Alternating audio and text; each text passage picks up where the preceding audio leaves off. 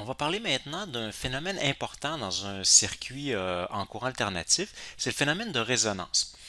Alors, on a vu précédemment que pour calculer le courant qui circule dans notre circuit, on applique, en réalité, on pourrait dire que c'est une variante de la loi d'Ohm. Le courant est égal à la FEM de la source sur l'impédance. C'est pas tout à fait la loi d'Ohm dans le sens que c'est pas une résistance qu'on a, c'est une impédance, un.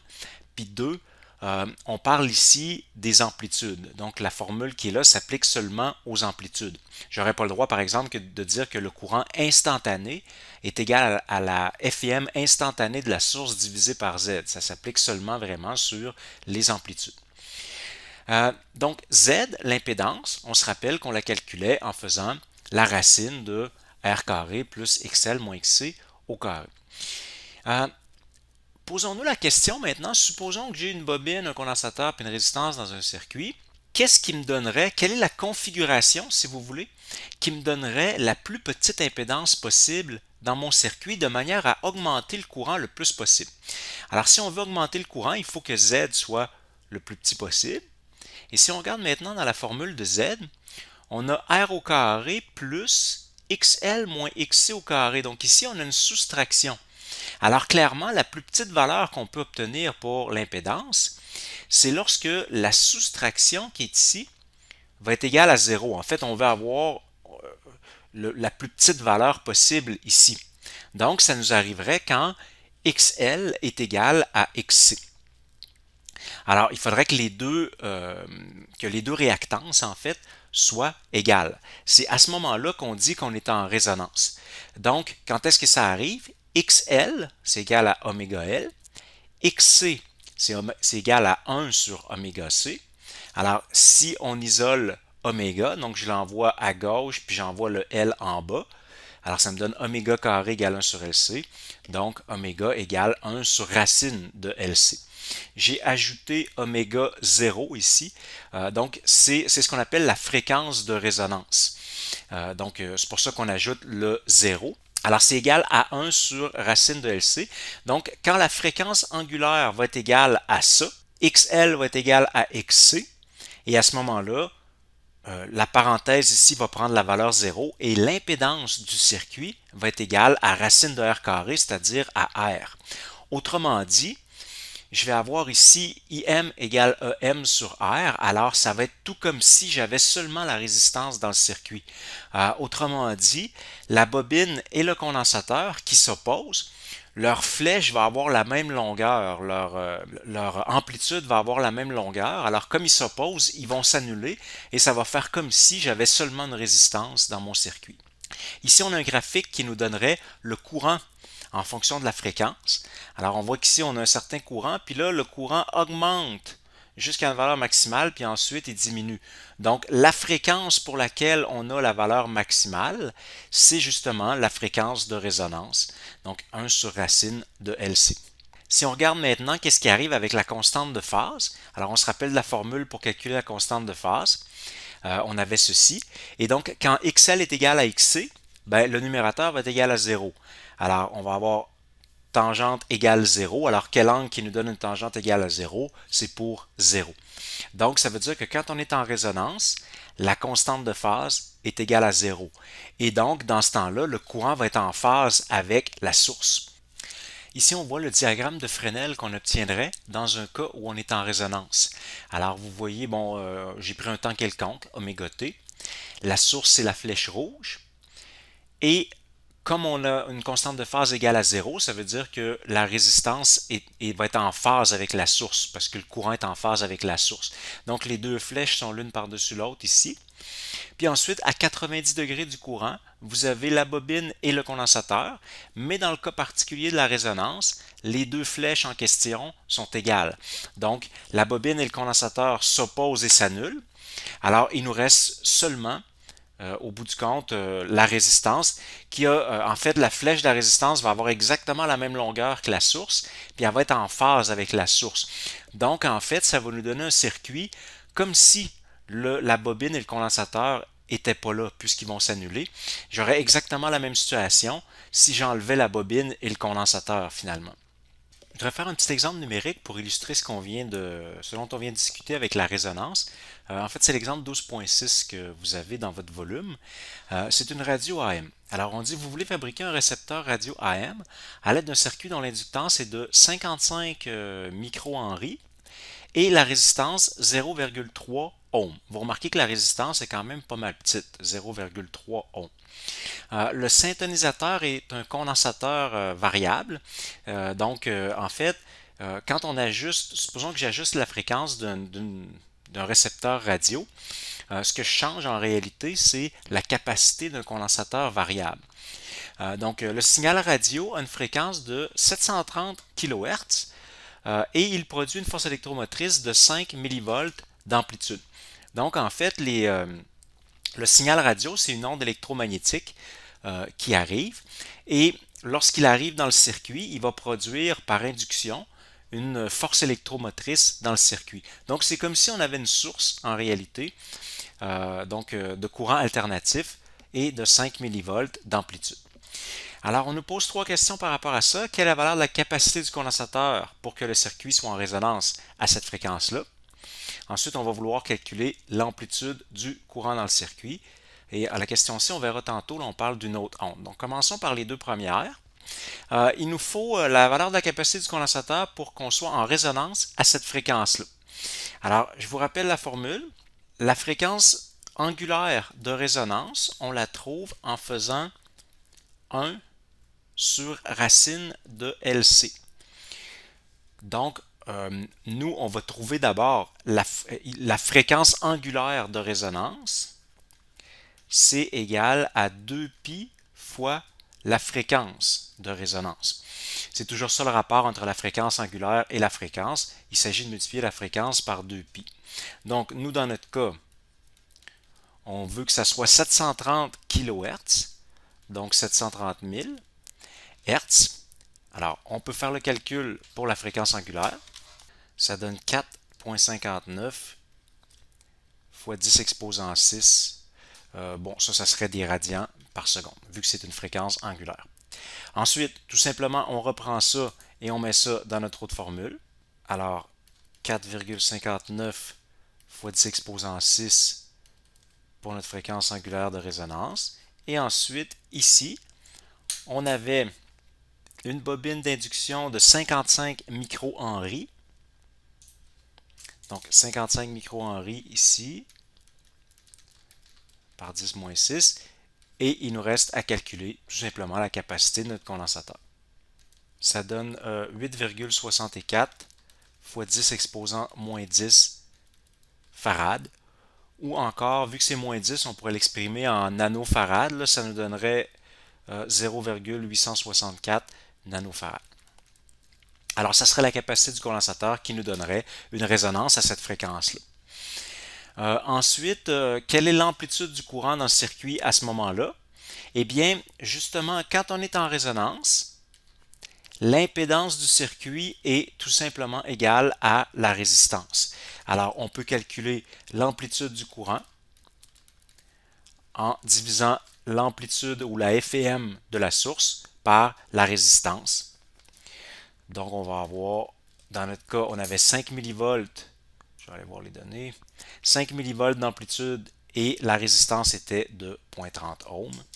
Alors, 5 millivolts, c'est 0,05 et 0,30 ohms. Alors, ça nous donne un courant de 0,0167.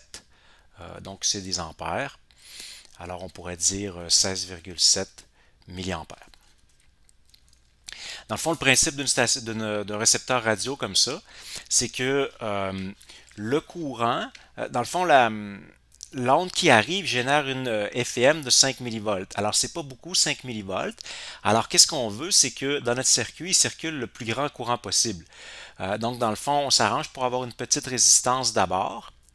Puis, lorsqu'on n'est pas en résonance, à ce moment-là, l'impédance du circuit va être trop élevée, puis le courant va être vraiment faible, donc on ne va rien détecter. Mais quand on arrive à la fréquence de résonance, là, l'impédance diminue jusqu'à temps d'être égale à la résistance, et donc à ce moment-là, le courant va être important. Pour la question C, on nous dit on a une autre onde radio qui a une fréquence de 690 kHz cette fois-ci, donc un petit peu plus bas, qui produit une FM dont l'amplitude est de 9 mV. Quelle est l'amplitude du courant causé par la deuxième onde radio? Donc vous voyez, on a une fréquence un petit peu plus basse, mais on a une amplitude un peu plus élevée, 9 mV au lieu de 5. Donc cette onde-là a une plus grande amplitude. Pourquoi? Parce que peut-être que la station de radio qui l'a émise est plus proche, tout simplement. Donc ça donne une amplitude plus élevée. Par contre, elle arrive sur mon circuit et je veux savoir c'est quoi le courant qui va être causé par cette deuxième onde-là. Donc, on s'en vient ici. Ce qu'on va faire maintenant, c'est qu'on va calculer les réactances. Donc, oméga L et pour le condensateur 1 sur oméga C. Je vais faire attention que mon L ne ressemble pas trop d'un C. Donc ça, c'était vraiment un L. Donc, il faut que je calcule ma nouvelle fréquence angulaire. Et je vais le faire ici. Fréquence angulaire, on a 690, donc c'est 2 πf toujours. Là. Donc 2 pi fois 690 kHz, donc 690 000 Hz. Alors ça donne 4,335 par 10 exposant 6 radians par seconde. Donc, c'est notre nouvelle fréquence angulaire. Et avec ça, on peut calculer les deux réactances. Donc, 4,335 fois 10 à la 6 fois notre bobine qui avait 55 microhenry. Donc, fois 10 exposant moins 6. Alors, si on fait ça, ça donne 238 ohms. Ensuite, on va avoir XC. Alors, 1 sur oméga C, c'est-à-dire 1 sur 4,335 fois 10 à la 6 multiplié par la capacité, qui est celle qu'on avait trouvée juste en haut. Donc, en A, la capacité qu'on avait trouvée, c'était 0,864 nanofarad. 0,864 fois 10 exposant moins 9 farad.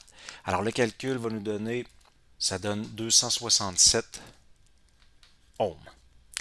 Alors déjà, on voit que pour cette fréquence-là, on a les deux réactances 238, 267 ohms. C'est beaucoup plus élevé que le 0,3 ohms qu'on avait pour la résistance.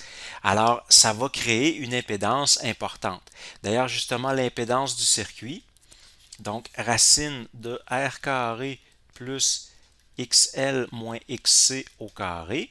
Donc, je descends un peu. On va avoir racine de 0,3 au carré pour la résistance. Ça va être quasi négligeable, en fait.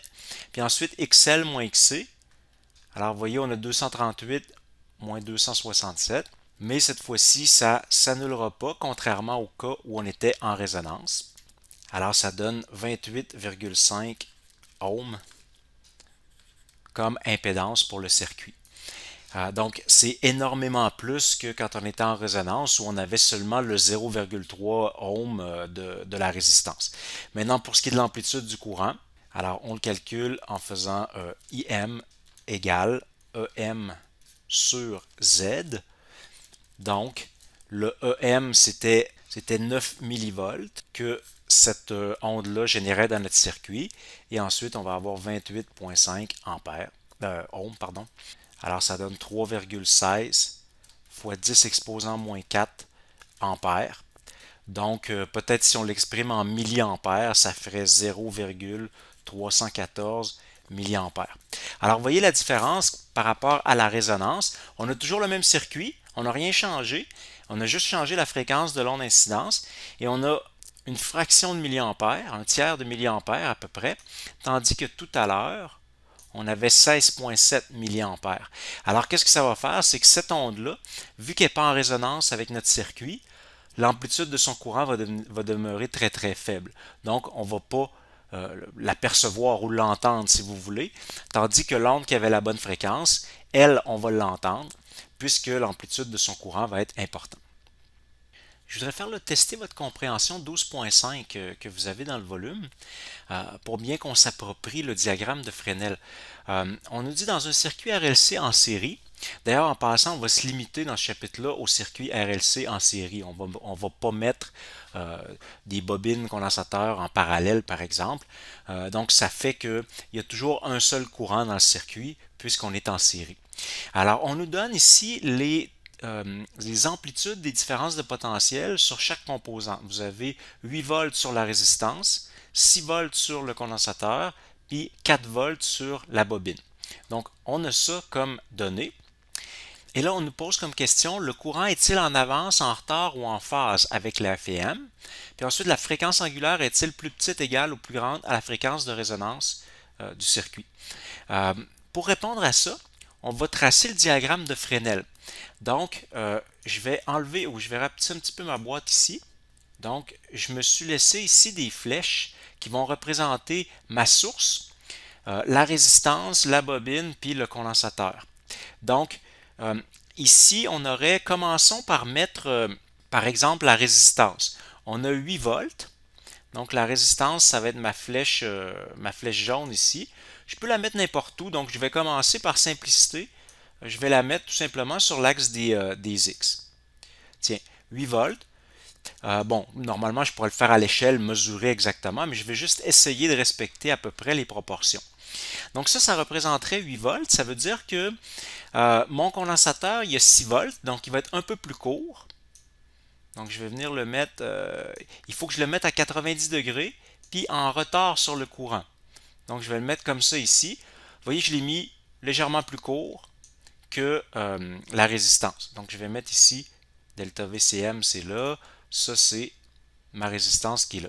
Maintenant, pour la bobine va avoir 4 volts. Donc je vais la porter ici.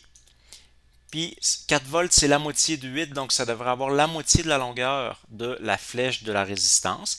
Puis elle doit être 90 degrés en avance sur le courant, c'est-à-dire 90 degrés en avance sur la résistance en fait. Donc ça ici. Donc je vais amener, ça représente la bobine. Maintenant, on est prêt à dire le courant est-il en avance, en retard ou en phase avec la FM. Dans le fond, il faut commencer par dire la résultante de ces trois-là, ça va donner la source. Donc, on peut les déplacer. Alors, je vais faire ça ici pour faire une somme de vecteurs. Alors, vous voyez, je fais ça, je m'en vais jusqu'au bout de ce vecteur-là. Ensuite, je déplace celui-là. Puis la résultante, vous voyez, c'est le bout de la flèche noire là, que j'aurais peut-être dû mettre un peu à côté pour qu'on puisse les voir un peu mieux. Là. Le bout de la flèche noire, c'est la résultante. Ça veut dire que ma source, elle va aller comme ça ici, à peu près. Et donc, je me rends compte que le courant qui est sur la résistance va donc être en avance sur la source. Dans le fond, c'est l'effet du condensateur. Alors, le condensateur, comme il a une plus grande importance dans ce circuit-là, vous voyez que c'est 6 volts au lieu de 4 volts, il y a une plus grande importance dans ce circuit-là que la bobine. Et donc, ça veut dire que c'est le condensateur qui va diminuer. Donc, lui, il va avoir tendance à faire avancer le courant. Ensuite, la fréquence angulaire est-il plus petite, égale ou plus grande que la fréquence angulaire de résonance? Alors justement, on a dit que c'était le condensateur qui dominait. Alors on va voir ici qu'est-ce que ça veut dire. En fait, la différence de potentiel aux bornes d'un élément, par exemple le condensateur, c'est égal à delta VCM fois un sinus de, bon, oméga t plus phi, etc. Et le delta VCM, l'amplitude, c'est lui-même égal à la réactance fois l'amplitude du courant. Alors, ça veut dire, puis si je fais pour la bobine, c'est la même chose. Je vais avoir XL fois l'amplitude du courant. Donc, en fait, ce qu'on peut dire, c'est que l'amplitude de la différence de potentiel, elle est proportionnelle à la réactance. Alors ici, on conclut que celle du condensateur dans notre circuit est plus grande que celle de la bobine. Alors ça veut dire que 1 sur oméga C est plus grand que oméga L. Donc si j'envoie le oméga C à droite, je vais obtenir donc 1 sur LC plus grand que oméga carré. Et en fait, 1 sur LC, c'est ça qui est la définition de la fréquence de résonance. Alors, on conclut ici que notre fréquence dans ce circuit-là, elle est donc plus petite que la fréquence de résonance.